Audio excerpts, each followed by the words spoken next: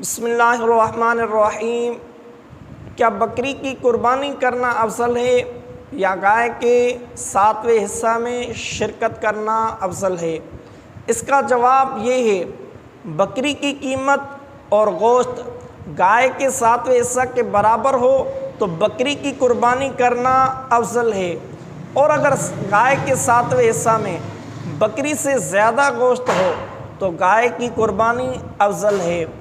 یعنی جب دونوں کی ایک ہی قیمت ہو اور مقدار بھی ایک ہی ہو، جس کا گوشت اچھا ہو اس کی قربانی افضل ہے۔